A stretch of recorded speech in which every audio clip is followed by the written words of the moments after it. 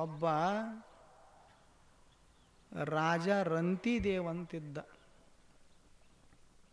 ಭಾಳ ಉದಾರ ಹೃದಯದವ, ವಿಶಾಲ ಮನಸ್ಸಿನವ.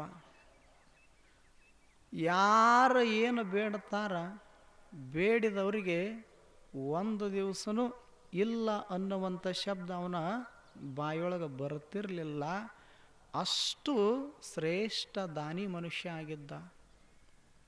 ಒಂದು ದಿವಸ ಆ ನಾಡಿಗೆ ಬರಗಾಲ ಬಿತ್ತು, ಮಳೆ ಆಗಲಿಲ್ಲ, ಭೂಮಿಯೊಳಗೆ ಬೆಳೆ ಬರಲಿಲ್ಲ. ನಾಡೆಲ್ಲ ಗೋಗರಿತಿತ್ತು. ಅನ್ನ ನೀರು ಇಲ್ಲದೆ ಸಂಕಟ ಪಡುತ್ತಿತ್ತು ನಾಡಿಗೆ ನಾಡ. ಆವಾಗ ಎಲ್ಲ ಪ್ರಜೆಗಳು ಬದುಕೋದಕ್ಕೆ ಕಷ್ಟಪಡಕತ್ತಿದ್ರು. ಕೊನೆಗೆ ಎಲ್ಲ ಪ್ರಜೆಗಳು ಸೇರಿ ನಮ್ಮ ಮಹಾರಾಜನ ಬಳಿ ಸಂಪತ್ತ ತುಂಬ್ಯದ, ನಮ್ಮ ಬಳಿ ಇರದಿದ್ರೇನಾಯಿತು? ರಾಜ ಅಂದ್ರೆ ಪ್ರಜೆಗಳ ಏಳಿಗೆಗಾಗಿ, ಪ್ರಜೆಗಳ ಉದ್ಧಾರಕ್ಕಾಗಿ ಬದುಕುವಂಥ ಮಹಾರಾಜದಾನ. ಅದಕ್ಕೆ ಎಲ್ಲರೂ ಸೇರಿ ಕೂಡಿ ಹೋಗಿ ಬೇಡೋಣ, ನಮ್ಮ ಮಹಾರಾಜ ಕೊಟ್ಟೇ ಕೊಡ್ತಾನಂತ ತಿಳ್ಕೊಂಡು ಎಲ್ಲರೂ ಕೂಡಿ ಮಹಾರಾಜನ ಬಳಿಗೆ ಬೇಡಾಕ ಬಂದರು. ಮಹಾರಾಜ ಯಾರಿಗೇನೇನು ಬೇಕು ಎಲ್ಲ ನೀಡಿದ. ತಗೊಂಡ್ರು, ಹೋದರು, ಬಳಸಿದ್ರು, ಮತ್ತೆ ಬೇಡಾಕ ಬಂದರು.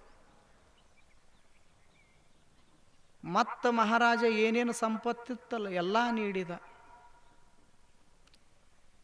ಅದನ್ನು ಬಳಸೋರು ಬರೋರು ಮತ್ತು ಮಹಾರಾಜ ನೀಡಾವ, ತಗೊಂಡು ಹೋಗೋರು. ಕೂತು ಉಂಡ್ರ ಕುಡಿಕೆ ಹೊನ್ನ ಸಾಲುದಿಲ್ಲಂತ ಎಷ್ಟಂತ ಕೊಡೋದು ಮಹಾರಾಜ. ಒಂದು ದಿವಸ ಭಾಂಡಾರ ಖಾಲಿ ಆಯಿತು, ಅರಮನೆಯೊಳಗಿನ ಭಾಂಡಾರ ಸಂಪತ್ತು ಖಾಲಿ ಆಯಿತು. ಈಗ ಕೊಡಬೇಕಂದ್ರೆ ಏನಿಲ್ಲ, ಬರಗಾಲರ ಬಿದ್ದದ, ಪ್ರಜೆಗಳು ಬೇಡೋದು ಬಿಡವಲ್ರು. ಮತ್ತು ಎಲ್ಲ ಪ್ರಜೆಗಳು ಜನಗಳು ಬಂದು, ಮಹಾರಾಜನೇ ನಮಗೆ ಹಸಿವು ತಾಳಕ್ಕಾಗವಲ್ದು, ಅನ್ನಿಲ್ಲ, ದವಸ ಧಾನ್ಯಗಳಿಲ್ಲ, ಬರಗಾಲರ ಬಿದ್ದದ, ಕುಡಿಲಿಕ್ಕೆ ನೀರಿಗೆ ಸಹಿತ ಕಷ್ಟ ಆಗ್ಯದ, ಅಷ್ಟು ಏನು ತ್ರಾಸಾಗ್ಯದ. ಅದಕ್ಕೆ ನಿಮ್ಮ ಬಳಿ ಏನಾದರೂ ಇದ್ರೆ ನೀಡ್ರಿ ಅಂತ ಮತ್ತೆ ಅಂಗಲಾಚಿ ಬೇಡಿದರು. ಈಗ ನೀಡಾಕೇನೂ ಇರಲಿಲ್ಲ.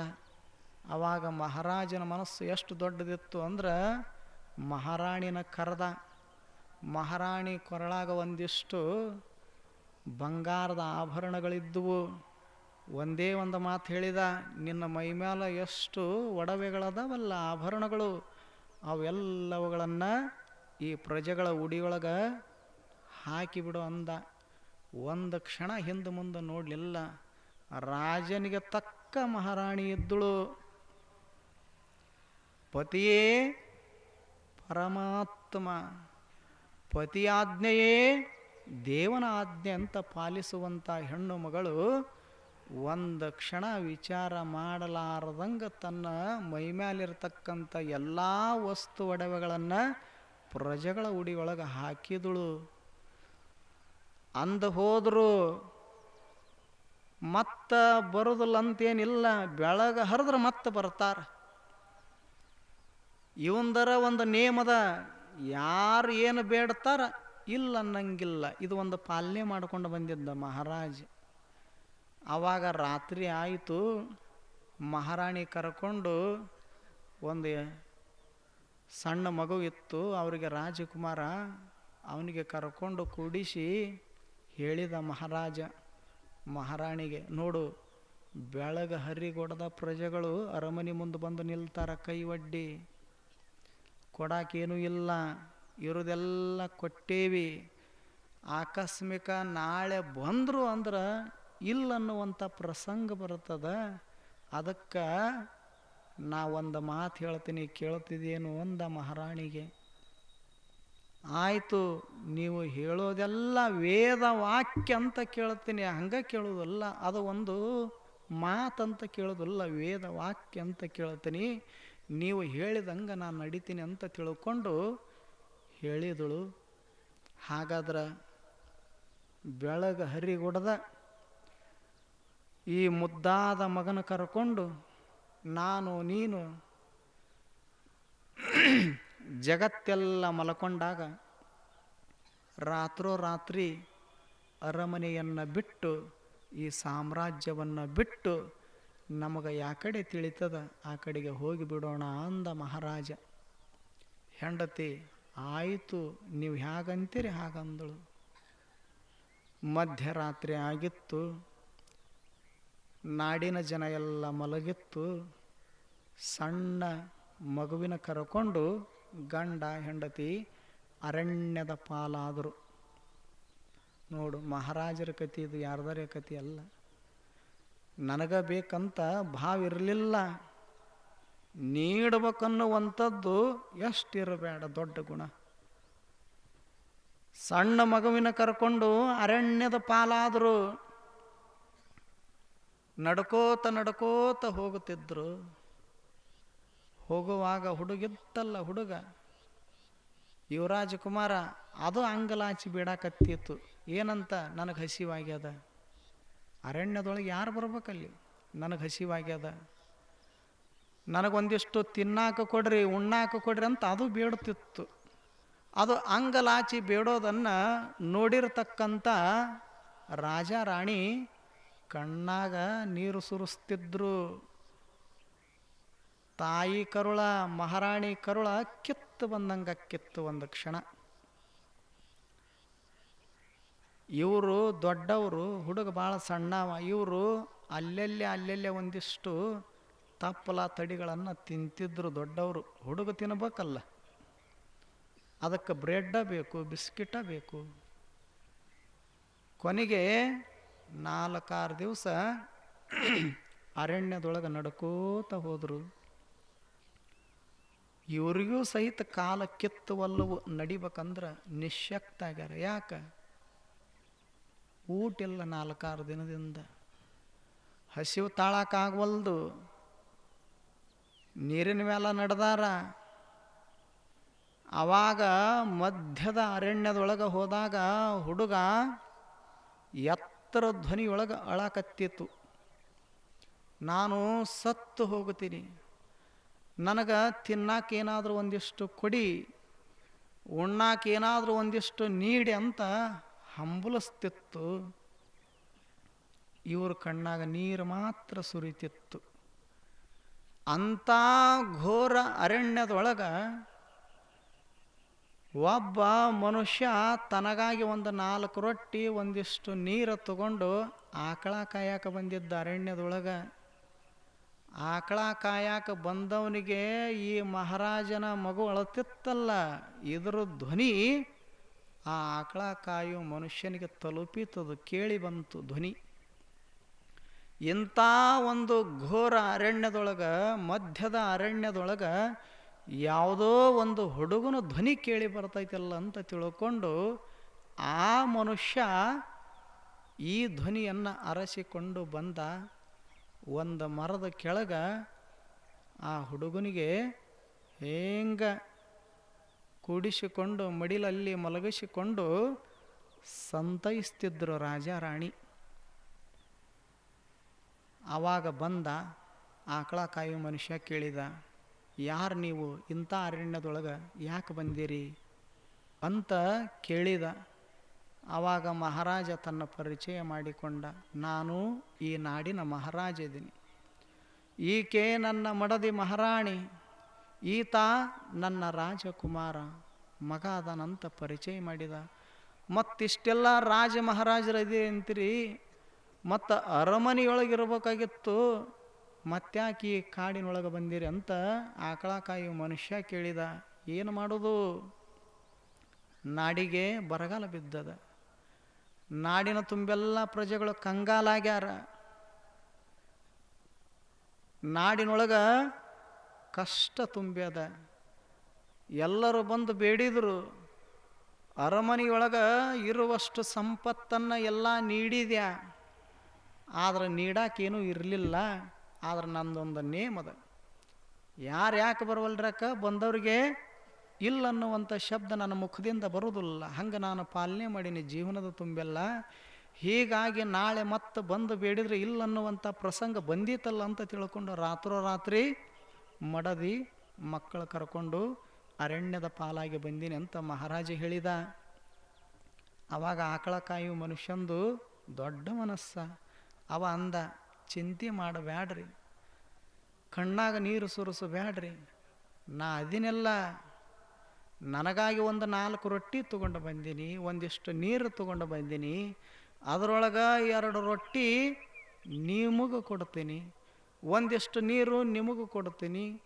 ನಾನು 2 ರೊಟ್ಟಿ ತಿಂದು ಸಂತೋಷ ಪಡ್ತೀನಿ, 2 ರೊಟ್ಟಿ ತಿಂದು ನೀವು ಸಂತೋಷ ಪಡ್ರಿ ಅಂತ ತಿಳ್ಕೊಂಡು ಆಕಳ ಕಾಯುವ ಮನುಷ್ಯ 2 ರೊಟ್ಟಿ ಒಂದಿಷ್ಟು ನೀರು ಕೊಟ್ಟು ಆರಾಮ ಇರ್ರಿ, ಎಲ್ಲ ಭಗವಂತನ ಇಚ್ಛಾ, ಇಂದಿಲ್ಲ ನಾಳೆ ನಿಮಗೆ ಒಳ್ಳೇದು ಆಗೇ ಆಗತ್ತದಂತ ಇಷ್ಟು ಹೇಳಿ ನಾನು ಬರ್ತೀನಿ, ನನ್ನ ಆಕಳ ಮೇಯಾಕೆ ಬಿಟ್ಟು ಬಂದೇನೆ ಅಂತ ಆಕಳ ಕಡೆಗೆ ಇವ ಹೋದ. ಇವ್ರದು ಹೂ ಬಾಡಿದಂಗೆ ಮುಖ ಬಾಡಿತ್ತಲ್ಲ, ಕೈಯೊಳಗೆ 2 ರೊಟ್ಟಿ ಅದಾವ, ಕಣ್ಣು ಮುಂದೆ ಒಂದಿಷ್ಟು ನೀರದ, ಮುಖ ಹೂವಿನಂಗೆ ಅರಳೀತು, ಮುಖದೊಳಗೆ ಮಂದಸ್ಮಿತ, ಮುಖದೊಳಗೆ ಪ್ರಸನ್ನತೆ ಭಾವ ತುಂಬಿತ್ತು. ಆವಾಗ ಸಂತೋಷದಿಂದ 2 ರೊಟ್ಟಿ ಒಳಗೆ 1 ರೊಟ್ಟಿ ಮಗನಿಗೆ ತಿನ್ನಿಸ್ಬೇಕಂತ ಮಡಿಲೊಳಗೆ ಮಗುನ ಹಾಕ್ಕೊಂಡು ಮಲಗಿತ್ತಲ್ಲ, ಆ ಮಗುವಿಗೆ ರೊಟ್ಟಿ ತಿನ್ನಿಸ್ಬೇಕಂತ ಹೆಂಗೆ ಒಂದು ತುಣುಕು ಮುರಿದು ಬಾಯಾಗಿಡ್ಬೇಕು ಅನ್ಕೊಡ್ದನ. ಅಂಥ ಘೋರ ಅರಣ್ಯದೊಳಗೆ ಒಬ್ಬ ಭಿಕ್ಷುಕ ಬಂದ, ನನಗೆ ಹಸಿವಾಗೈತಿ ಅಂದ. ಮಹಾರಾಜಂದು ಇಲ್ಲನ್ನುವಂಥದ್ದಿಲ್ಲ, ಕೊಡಬೇಕು, ಅದು ನೇಮ. ಒಂದು ಮಗನಿಗೆ ತಿನ್ನಿಸುವಂಥ 1 ರೊಟ್ಟಿನ ಭಿಕ್ಷುಕನಿಗೆ ಕೊಟ್ಟ. ಇದ್ದ 2 ರೊಟ್ಟಿ ಒಳಗೆ 1 ಹೋಯಿತು, ಇನ್ನು 1 ರೊಟ್ಟಿ ಉಳಿತು. ಸಂತೃಪ್ತಿ ಭಾವ ಎಷ್ಟಿತ್ತು ಮಹಾರಾಜನ ಬಳಿ. 1 ಹೋಯಿದ್ರೆ ಏನಾತು, ಇನ್ನೊಂದರ ಅದ ಅಲ್ಲ, ಇದು ಬದುಕಿಸ್ತದ ನನ್ನ ಮಗನ ಅಂತ ತಿಳ್ಕೊಂಡು ಅದೇ ಸಂತೋಷದಿಂದ ಇರುವ 1 ರೊಟ್ಟಿಯನ್ನು ಮುರಿದು ಮಗನ ಬಾಯಾಗಿಡ್ತಿದ್ದ. ಮತ್ತೊಂದು ದಿಕ್ಕಿನೊಳಗೆ ಆ ಘೋರ ಅರಣ್ಯದೊಳಗೆ ಮತ್ತೊಬ್ಬ ಭಿಕ್ಷುಕ, 8 ದಿವಸ ಆಗ್ಯದ, ನನಗೊಂದು ತುತ್ತ ಅನ್ನ ಯಾರೂ ನೀಡಿಲ್ಲ, ಅದಕ್ಕೆ ನಿಮ್ಮ ಬಳಿ ಏನಾದರೂ ಇದ್ರೆ ನೀಡಿ ಅಂತ ಮತ್ತೊಬ್ಬ ಭಿಕ್ಷುಕ ಮತ್ತೊಂದು ದಿಕ್ಕಿನಿಂದ ಬಂದು ಬೇಡಿದ ಕೈ ಚಾಚಿ. ಮಹಾರಾಜ ಹಿಂದೆ ಮುಂದೆ ವಿಚಾರ ಮಾಡಲಿಲ್ಲ, ಇದ್ದ 1 ರೊಟ್ಟಿನ ನೀಡಿದ. 2 ರೊಟ್ಟಿ ಹೋದವು, ಉಳಿತೇನು ಬರೀ ನೀರ. ಆವಾಗ ಮಹಾರಾಜ ವಿಚಾರ ಮಾಡಿದ, ರೊಟ್ಟಿ ಇರದಿದ್ರೆ ಏನಾಯಿತು, ಅನ್ನ ಇರದೆ ಬದುಕಾಕ ಬರ್ತದ ಜಗತ್ತಿನೊಳಗೆ, ನೀರು ಇರದಿದ್ರೆ ಬದುಕಾಕಾಗೋದಿಲ್ಲ, ನೀರರ ಕುಡಿದು ಬದುಕಬಹುದಲ್ಲ ಅಂತ ತಿಳ್ಕೊಂಡು ಭಾವಿಸಿಕೊಂಡಿದ್ದ. ಅಷ್ಟೊತ್ತಿಗೆ ಮತ್ತೊಂದು ದಿಕ್ಕಿನಿಂದ ಮತ್ತೊಬ್ಬ ಭಿಕ್ಷುಕ ಬಂದ. 15 ದಿವಸ ಆತು, ಅನ್ನ ಉಣ್ಣುವುದಲ್ಲ ಕಣ್ಣಿಲ್ಲಿ ನೋಡಿಲ್ಲ ನಾನು, ಅಷ್ಟು ನನಗೆ ತ್ರಾಸಾಗ್ಯದ, ದುಃಖ ಆಗ್ಯದ, ನಾ ಸತ್ತು ಹೋಗ್ತೀನಿ, ಈ ಕ್ಷಣದೊಳಗೆ ನಿಮ್ಮ ಬಳಿ ಏನಾದರೂ ಇದ್ರೆ ನೀಡಿ ಅಂತ ತಿಳ್ಕೊಂಡು ಆ ಭಿಕ್ಷುಕ ಹೇಳಿದ. ಈಗ ಉಳಿದದ್ದೇನು ಇವ್ರ ಕೈಯೊಳಗೆ ಬರೀ ನೀರಿತ್ತು. ಆವಾಗ ರಾಜ ರಾಣಿ ಇಬ್ಬರು ಮೌನ ಆದರು, ಮಾತೇ ಬರವಲ್ಲವು. ಆವಾಗ ಮಲಗಿತ್ತಲ್ಲದ ಹುಡುಗ ನಿಕ್ಷಣಕ್ಕೆ ಬಿದ್ದಿತ್ತಲ್ಲ, ನಿಶಕ್ತಿಯಾಗಿ. ಯುವರಾಜಕುಮಾರ 8 ವರ್ಷದ ಬಾಲಕ, ತಂದೆಗೆ ತಕ್ಕ ಮಗ. ಹಿಂಗಿರ್ಬೇಕಲ್ಲ, ತಾಯಿಯಂತೆ ಮಗಳ, ತಂದೆಯಂತೆ ಮಗ, ನೂಲಿನಂತೆ ಸೀರೆ ಅಂತ ಹೇಳ್ಯಾರ ಅನುಭಾವಿಗಳು. ನೂಲು ಹಸಿರಿತ್ತು, ಸೀರೆ ಹಸಿರ ತಯಾರಾಗುತ್ತದೆ. ನೂಲ ಹಳದಿ ಇತ್ತು, ಹಳದಿ ತಯಾರಾಗುತ್ತದೆ. ಹೇಗೋ ಹಾಗೆ ತಾಯಿ ಚಲೋ ಇದ್ರೆ ಮಗಳು ಚಲೋ ಇರುತ್ತಾಳ, ತಂದೆ ಚಲೋ ಇದ್ರೆ ಮಗ ಚಲೋ ಇರುತ್ತಾನ. ಹಾಗೆ ಇಲ್ಲಿ ತಂದೆ ಗುಣ ಹೇಗಿತ್ತಲ್ಲ, ಮಗನ ಗುಣನೂ ಹಾಗೇ ಇತ್ತು. ಯಾವಾಗ ಮಹಾರಾಜನ ಮುಖದಿಂದ ಶಬ್ದ ಬರಲಿಲ್ಲ, ಆವಾಗ ಮಗು ಹೇಳಾಕತ್ತಿತ್ತು, ನೋಡು ಅಪ್ಪಾಜಿ, ಇನ್ನೂ ತಕ ಇಲ್ಲನ್ನುವಂಥ ಶಬ್ದ ನಿನ್ನ ಮುಖದಿಂದ ಬಂದದ್ದು ನಾನು ನೋಡಿಲ್ಲ. ಅದಕ್ಕೆ ನೀನು ನನ್ನ ಮಗನಿಗೆ ನೀರು ಕುಡಿಸಿ ಬದುಕಿಸ್ಬೇಕನ್ನುವಂಥ ಸ್ವಾರ್ಥ ಭಾವವನ್ನು ಬಿಡು. ಯಾರು ಹೇಳಾಕತ್ಯಾರ? ಮಗ ಹೇಳಾಕತ್ಯಾನ. ಅದಕ್ಕೆ ನೀ ಏನು ಮಾಡು, ನೀ ಆಕಸ್ಮಿಕ ನನ್ನ ಮಗ ಬದುಕಲಿ ಅಂತ ತಿಳ್ಕೊಂಡು ನೀರು ಕುಡಿಸೋ ಪ್ರಯತ್ನ ಮಾಡಿದೆ ಅಂದ್ರೆ ನಾನು ನೀರು ಕುಡಿದ್ರೂ ಸತ್ತು ಹೋಗ್ತೀನಿ, ನೀರು ಕುಡಿದಿದ್ರೂ ಸತ್ತು ಹೋಗ್ತೀನಿ. ನಂದು ಮುಗ್ದದೀಗ. ಅದಕ್ಕೆ ನನ್ನ ಮಗ ಬದುಕಲಿ ಅನ್ನುವಂಥ ಸ್ವಾರ್ಥ ಭಾವದಿಂದ ನೀರು ನನಗೆ ಕೊಟ್ಟು ಕುಡಿದು ನಾ ಸಾಯೋದಕ್ಕಿಂತ ಇದ ನೀರು ಆ ಭಿಕ್ಷುಕನಿಗೆ ಕೊಟ್ಟರೆ ಭಿಕ್ಷುಕ ಬದುಕ್ತಾನಲ್ಲ ಅಂದ ಹುಡುಗ. ಎಷ್ಟು ದೊಡ್ಡ ಗುಣ, ಭಿಕ್ಷುಕ ಬದುಕ್ತಾನ. ಅದಕ್ಕೆ ಆ ಕೆಲಸ ನೀ ಮಾಡಂತ ತಿಳ್ಕೊಂಡು ತಂದಿಗೆ ಹೇಳಿದ. ತಂದಿ ಕಣ್ಣೊಳಗ ಆನಂದದ ಬಾಷ್ಪಗಳು, ನೀರು ಸುರಿತಿತ್ತು. ಎಂಥ ಮಗ ಹುಟ್ಟ್ಯಾನಲ್ಲಪ್ಪ ನನಗೆ.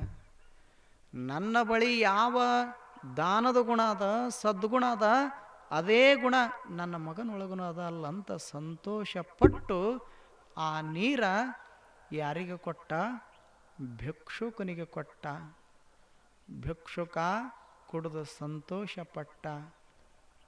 ಹೇಳುವ ಉದ್ದೇಶ ಇಷ್ಟೇ, ಆ 3 ಜನ ಘೋರ ಅರಣ್ಯದೊಳಗೆ ಏನು ಬಂದಿದ್ರಲ್ಲ, ಅವರು ಮಹಾರಾಜನ ದಾನದ ಗುಣ ಎಷ್ಟರ ಮಟ್ಟಿಗೆ ಅದು ಅದ, ಎಷ್ಟು ತುಂಬ್ಯದ. ಏನಾದರೂ ಒಂದಿಷ್ಟು ಕಷ್ಟಗಳನ್ನು ಕೊಟ್ಟು ಆ ಗುಣವನ್ನು ಪರೀಕ್ಷೆ ಮಾಡಬೇಕಂತ ಅಂಥ ಅರಣ್ಯದೊಳಗೆ ಒಬ್ಬ ಬ್ರಹ್ಮ, ಒಬ್ಬ ವಿಷ್ಣು, ಒಬ್ಬ ಶಿವನ ರೂಪದೊಳಗೆ ಭಿಕ್ಷುಕರಾಗಿ ಬಂದಿದ್ದರು. ಆ ಭಗವಂತ ಮಹಾರಾಜನನ್ನು ಪರೀಕ್ಷೆ ಮಾಡಿದ್ದ. ಪರೀಕ್ಷೆದೊಳಗೆ ಮಹಾರಾಜ ಫೇಲ್ ಆಗಲಿಲ್ಲ, ಪಾಸ್ ಆಗಿದ್ದ. 3 ಜನ ಭಿಕ್ಷುಕರು ಬ್ರಹ್ಮ, ವಿಷ್ಣು, ಮಹೇಶ್ವರನ ರೂಪದೊಳಗೆ ದರ್ಶನ ಕೊಟ್ಟು ಮರಳಿ ಮತ್ತು ಸಂಪತ್ತನ್ನು ಕೊಟ್ರಂತ ದೃಷ್ಟಾಂತ ಬರುತ್ತದೆ. ಅದಕ್ಕೆ ಹೇಳ್ಯಾರ ಹಳ್ಳಿಯೊಳಗೆ, ನೀ ಹಿಡಿ ಕೊಟ್ಟಿ ಅಂದ್ರೆ ಭಗವಂತ ನಿನಗೆ ಒಂದು ಪಡಿ ಕೊಡ್ತಾನೋ, ಅದಕ್ಕೊಂದಿಷ್ಟು ಕೊಡು, ನೀಡು. ಎಲ್ಲ ನನಗೆ ಇರಲಿ ಅಂತ ತಿಳ್ಕೊಂಡು ಸಂಗ್ರಹ ಮಾಡಬೇಡ. ಲೋಭತನದಿಂದ ಬದುಕಾಕ ಹೋಗಬೇಡ.